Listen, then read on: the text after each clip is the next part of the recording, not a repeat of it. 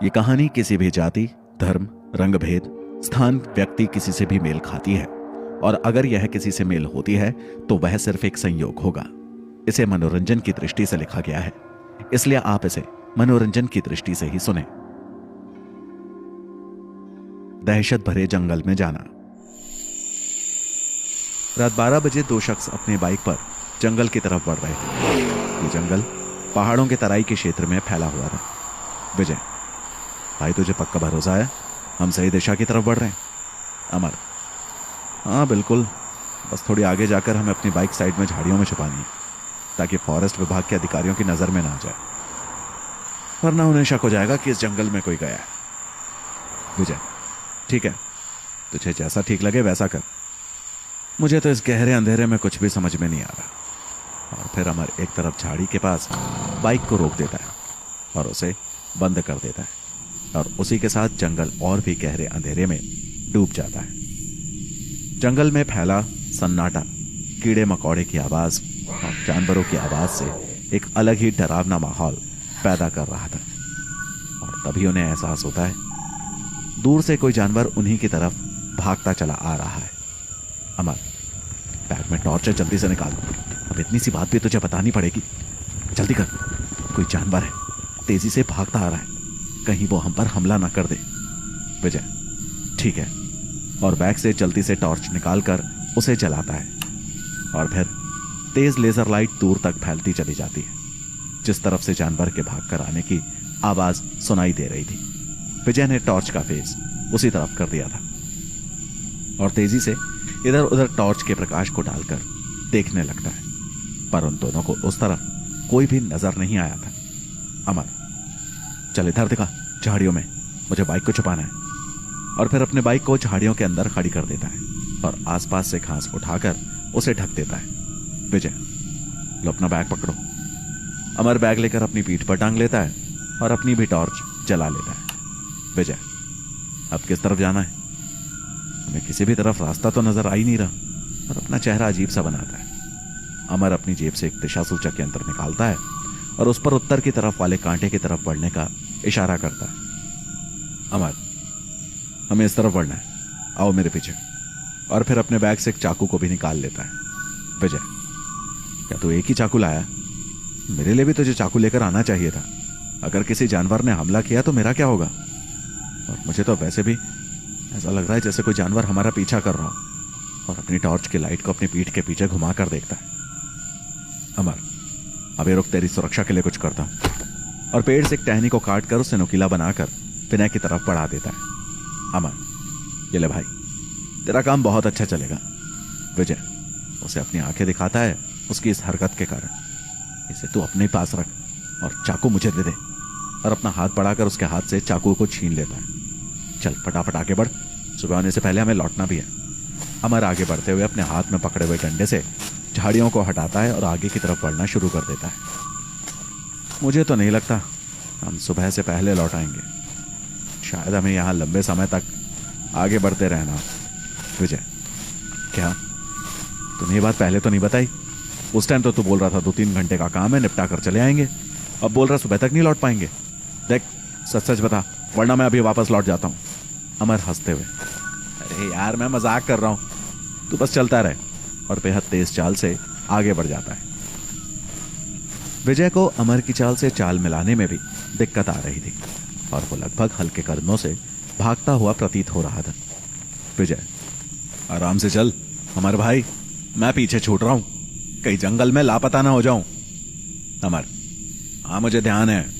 और फिर एकदम से रुक जाता है और विजय का हाथ पकड़कर तेजी से झाड़ियों के पीछे चला जाता है और अपनी टॉर्च लाइट बंद कर देता है। अमर, जल्दी से टॉर्च लाइट बंद कर। विजय, विजय, पर हुआ क्या? अमर, उधर देख सामने उन पेड़ों के पीछे। विजय उस तरफ देखता है और उधर तो लाइट चल रही है, लगता है उधर कोई है, शायद वन विभाग वाले होंगे, और अपना अंदाजा लगाता है। अमर, नहीं विजय, रात में तो इस तरफ कोई जंगली जानवर तक नहीं आता है। वन विभाग वालों की तो बात ही छोड़ दो, जो भी इधर आता है सुबह उसकी लाश ही इस जंगल के बाहर पड़ी मिलती है। विजय अमर की बात सुनकर घबरा जाता है। क्या ये बात भी तूने पहले नहीं बताई कि इस जंगल में इतना खतरा है? मुझे यहां नहीं रुकना है, मैं अभी वापस जा रहा हूं। और वापसी के लिए मुड़ता है। अमर विजय का हाथ पकड़कर उसे वापस खींच लेता है झाड़ियों में। चुप कर और शांति से बैठा रहे, हमें कुछ नहीं होगा, हम आराम से यहां से वापस निकल जाएंगे अपना काम करके। पर तू अगर ऐसे ही घबराता रहा तो तेरे चक्कर में अब मैं भी मारा जाऊंगा। मेरी दोस्त, मेरी बात कान खोल कर सुन ले। अगर कुछ बड़ा करना है तो हमें यह खेल पूरा करना है, और अगर हम इस खेल को पूरा किए बिना बाहर निकले तो बाहर भी मौत हमारा इंतजार करेगी। विजय अब और भी ज्यादा घबरा गया था। उसे समझ नहीं आ रहा था कि अमर कब कैसी बातें कर रहा है। उसे तो अमर ने सिर्फ इतना बताया था कि उसे जंगल में कुछ खजाने के छुपे होने का पता चला है और रात को उसे वो निकालना चाहता है। पर अब तो लगता है जैसे पूरा खेल ही बदल गया। अमर, क्या हुआ? इतना सन्नाटे में क्यों आ गया तू? अरे यार घबरा मत, तू तो मेरा जिगरी यार है, तुझे कुछ नहीं होने दूंगा। और उसका चेहरा देखकर मुस्कुराता है। विजय, साले अगर तेरा जिगरी यार हूं तो मुझसे झूठ क्यों बोला तूने? मुझे तो कुछ और ही लफड़ा नजर आ रहा है। तू मुझे यहां झूठ बोलकर बुला लाया और जाने क्या करवाने की सोच रहा है। और उसे बेहद क्रोध भरी नजरों से देखता है। देख, मेरी बात सुन ले, मैं कोई भी गैर कानूनी काम नहीं करने वाला हूं। और अब तो मुझे सच सच बता, आखिर यह सब ड्रामा क्या है? अमर अभी कुछ बोलता तभी एक तरफ से तेज आवाज आने लगी। ऐसा लग रहा था जैसे कोई बहुत तेज चिल्ला रहा हो, दर्द से तड़पकर। विजय इस चीख को सुनकर और भी ज्यादा डर से अब कांपने लगा था। उसकी सांसें अब बढ़ने लगी थी और वो अमर की कलाई को मजबूती से पकड़ लेता है। पर अब अमर भी डरा डरा सा लगने लगा था। ऐसा लग रहा था जैसे वो विनय से भी ज्यादा डर कर कांप रहा। विजय उसकी कलाई को छोड़ देता है। तू तो मुझसे भी ज्यादा डर रहा है। अगर ऐसा है तो भाई चल वापस लौट चलते हैं। ऐसे ही झाड़ियों में छुपते छुपाते वापस निकल चलेंगे। अमर, अरे यार रुक, ऐसी कोई बात नहीं, मैं कोई डरा नहीं हूं। बस वो तो चीख की आवाज सुनकर थोड़ा सा विचलित हो गया था। पर अब मैं ठीक हूं। चलो आगे जाकर देखते हैं। विनय अपने हाथ में पकड़े चाकू को और टाइट पकड़ लेता है और दोनों दोस्त रेंगते हुए अब उस लाइट की तरफ बढ़ने लगे थे जो उनसे काफी दूर पर जल रही थी। अमर अब तेजी से झुककर उस तरफ बढ़ने लगा था और फिर से वैसे ही तेज चीखने की आवाज उन दोनों के कानों में पड़ती है और फिर दोनों एक झाड़ी में खुद को छुपा लेते हैं। विजय, ये क्या था? इस बार की आवाज सामने से नहीं आई बल्कि हमारे पीछे से आई है। ये क्या हो रहा है अमर? अमर, मुझे क्या पता, मैं तो यहां अपना काम करने आया था, पर अब पता नहीं ये रोशनी वहां क्यों जल रही है। फिर ये चीखने की आवाज, मेरे भी अब कुछ समझ में नहीं आ रहा। अब अमर भी थोड़ी परेशानी का अनुभव करने लगा था।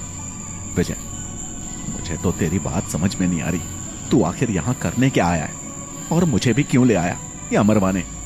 लगता है सुबह तक मेरी लाश शायद जंगल के बाहर ही पड़ी मिलेगी। और बेहद उलझन में खुद को महसूस करता है। अमर, चुप कर यार, तू खुद डर रहा है और मुझे भी डरा रहा है। उस वक्त तो बोल रहा था मैं डरता नहीं हूं, उस टाइम तो शायद तेरे मन में भी दौलत का लालच आ गया था, वरना शायद तू मेरे साथ यहां आता ही नहीं। और अब डर के मारे तेरी हालत खराब हो गई है। देख, दौलत ऐसे ही नहीं मिलती, उसके लिए ये सब बाधाएं पार करनी पड़ती हैं। और फिर से वही चीख सुनाई देती है, पर इस बार वो चीख उन्हें अपने करीब आती महसूस हो रही थी। उन दोनों को ऐसा लगा जैसे दर्द से चीखने वाला व्यक्ति अब उन्हीं की तरफ बढ़ा आ रहा।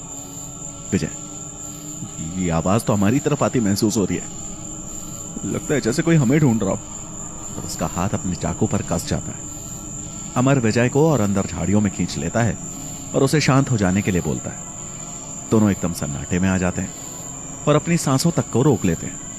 उन दोनों के दिल की धड़कन बेहद बढ़ गई थी जो उन्हें साफ सुनाई दे रही थी।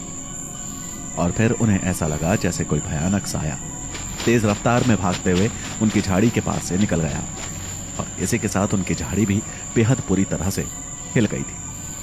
अमर और विजय झाड़ियों में से झांक कर अंधेरे की तरफ देखते हैं। उन्हें सिर्फ अंधेरे के सिवा कुछ भी नजर नहीं आता। विजय टॉर्च जलाकर, उन्हें देखना चाहिए था कि कौन है। अमर चुपचाप बैठा रहे। अगर उसे पता लग जाता कि हम यहां हैं तो पता नहीं कैसी मुसीबत हमारे सर पर आ जाती। अच्छा तो यही है कि हमें अपने रास्ते पर आगे बढ़ना चाहिए। विजय, पर ये सब हो क्या रहा है? वो सामने दिख रही लाइट क्या है? और ये ऐसे चिल्लाकर भागने वाला इंसान कौन है? फिर से वही तेज चीखने की आवाज उनके कानों में पड़ी थी, पर आवाज इस बार उधर से ही आई थी जिधर लाइट नजर आ रही थी।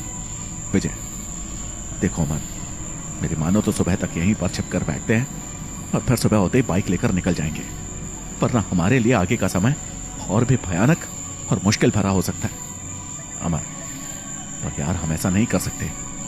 सुबह के 4 बजने से पहले हमें उस जगह पर पहुंचना ही होगा, वरना फिर ये समय हमें 5 सालों के बाद मिल पाएगा।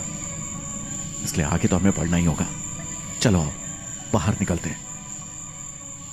दूसरी तरफ इस वक्त वन विभाग की चौकी नंबर 3 पर बैठा दरोगा और सिपाही जंगल से आती उन चीखों को सुनकर अपने आप को समेटे हुए बैठे थे। दरोगा सौरभ, हवलदार, ये कैसी चीखों की आवाज आ रही है जंगल की तरफ से? और लगता है वहां कोई मुसीबत में है, हमें चलना चाहिए उस तरफ।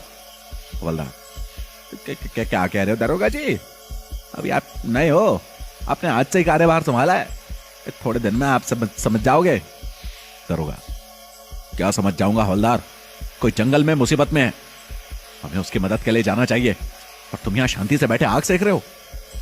चलो जल्दी से तैयार हो जाओ, हम जंगल के अंदर राउंड लगा कर आएंगे, जल्दी चलो। हवलदार गायब सिंह, अरे दरोगा जी आप समझ नहीं रहे, अंदर कोई चिल्ला नहीं रहा है और ना ही किसी को हमारी मदद की जरूरत है। अंदर जंगल में कोई भी मुसीबत में नहीं है, ये तो सिर्फ अंदर बुलाने का एक तरीका है उस चुड़ैल का जो इस जंगल में रहती है, और जो भी इस जंगल में रात के वक्त प्रवेश करता है उसे मारकर उसकी लाश को अपनी सीमा से बाहर फेंक देती है। उसकी सीमा के अंदर तो जंगली जानवर तक नहीं रहते हैं रात के वक्त, समझे आप? दरोगा सौरभ, ये क्या कह रहा है? चलो मेरे साथ, ये मेरा ऑर्डर है। सिपाही, क्या बोल रहे हो सर? अभी आप नए हो, कल आप इंस्पेक्टर साहब से बात कर लेना ना, वो भी आपको अंदर जाने की परमिशन नहीं देंगे।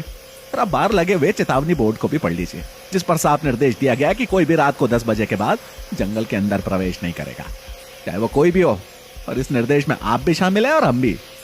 दरोगा सौरभ थोड़ा सा गुस्से में आ जाता है और उठकर बाहर चला जाता है।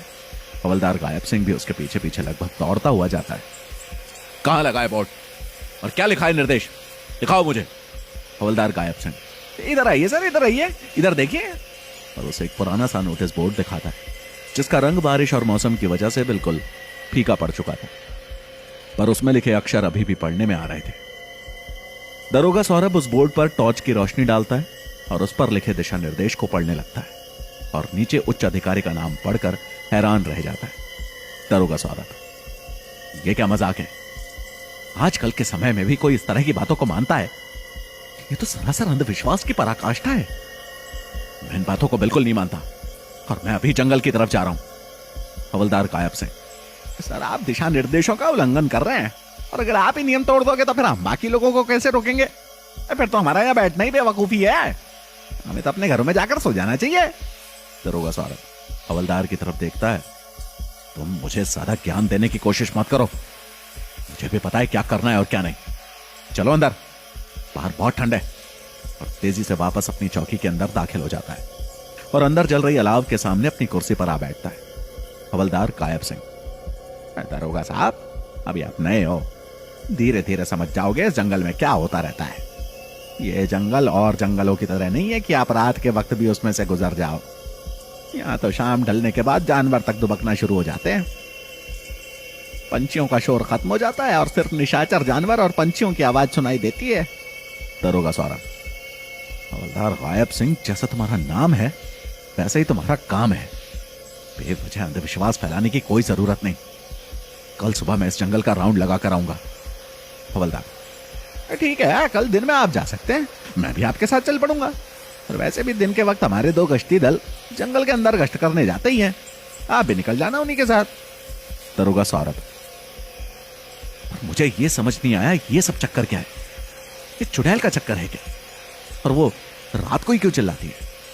हवलदार, क्या बताएं दरोगा साहब, एक लंबी कहानी है, मुझे भी उसके बारे में कुछ खास पता नहीं है, पर आसपास के गांव के लोग इस बारे में ज्यादा अच्छी तरह से जानते हैं। दरोगा सौरभ, फिर भी तुम क्या जानते हो वही बता दो। और हवलदार की तरफ इस उम्मीद से देखता है कि शायद वो उसे कुछ बताएगा। हवलदार, अब मैं क्या बताऊं दारोगा साहब, गांव के लोगों से सुना है मैंने कि एक बेहद खूबसूरत लड़की को एक बार कुछ डाकू उठाकर जंगल में ले गए थे और उसका रेप करके उसे वहां मार डाला था। और तब वो लड़की तड़प तड़प कर जंगल में ही भूख और प्यास से मर गई। फिर एक तांत्रिक उस जंगल से गुजर रहा था तो उसकी नजर उस लड़की की लाश पर पड़ी और उसकी हालत देखकर वो बेचारा बेहद दर्द से भर उठा। उसने कर दिया उसको जीवित। फिर उस चुड़ैल ने अपनी मौत का बदला बहुत ही बुरे तरीके से लिया। उन डाकुओं की लाशों के टुकड़े टुकड़े करके जंगल के बाहर फेंक दिए। पर उसके बाद भी चुड़ैल का गुस्सा शांत नहीं हुआ। वो जंगल में आने वाले हर शख्स को मारने लगी, जानवरों को मारने लगी। और फिर इससे तंग आकर गांव वालों ने उसी तांत्रिक से प्रार्थना की।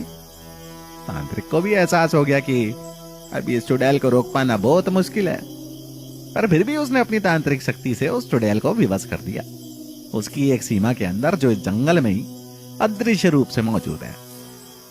वो चुड़ैल उस सीमा से बाहर नहीं आ सकती थी और उसकी सीमा के अंदर रात 12 बजे के बाद कोई भी जाएगा उसको चुड़ैल मार सकती है।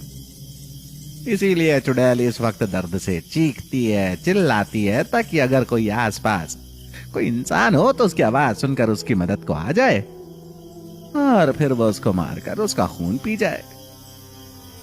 दरोगा सौरभ, क्या तुम सच बोल रहे हो? मुझे तो तुम्हारी पूरी कहानी मनगढ़ंत लग रही है। ऐसा लग रहा है जैसे तुम मुझे कोई कहानी सुना रहे हो। ऐसा बिल्कुल नहीं हो सकता जैसा तुमने बताया।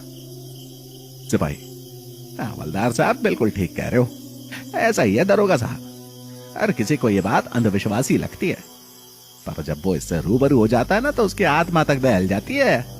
लोग बताते हैं वो चुड़ैल इतनी खौफनाक है, लोग उसे देखते ही दम तोड़ देते हैं। हवलदार गायब सिंह, पहले तो शुरुआत में लोगों को इतना कुछ पता ही नहीं था, क्योंकि पहले लोग इसी जंगल के बीचों बीच से गुजरकर दूसरी तरफ के गांव में जाया करते थे। और जब से इस चुड़ैल का राज कायम हुआ है तब से कोई नहीं जाता, और जिसने जाने की कोशिश की है उसके अगले दिन जंगल से बाहर लाश ही मिलती है। उसका सारा जिस्म आधे से ज्यादा खाया हुआ मिलता है, बदन में खून तो होता ही नहीं है। ऐसा लगता है जैसे निचोड़ के पी लिया हो। सिपाही, आज से 6 साल पहले तो हमारे भी कुछ वन रक्षकों का भी यही हाल हुआ था। वो भी आप ही की तरह जंगल से आती इन चीखों को सुनकर काफी दुखी से हो गए थे। फिर उन्होंने सोचा शायद कोई लड़की मुसीबत में है, जिसे शायद कुछ गुंडे जंगल में उठा के ले गए होंगे। और फिर वे पुलिस वाले जंगल के अंदर प्रवेश कर गए, जिस तरफ से वे दर्द भरी चीखें सुनाई दे रही थी। और जब वो वहां पहुंचे तो उन्हें सिर्फ अपनी मौत ही दिखाई दी। हमारे 6 वन रक्षकों में से सिर्फ एक ही बेहद घायल अवस्था में बाहर आ पाया था। उसने जो बताया उसे सुनकर तो सब दहशत में आ गए, और उसके बाद ही बाहर नोटिस बोर्ड टांग दिया गया और शाम 6 बजे के बाद जंगल के अंदर प्रवेश करने पर रोक लगा दी गई।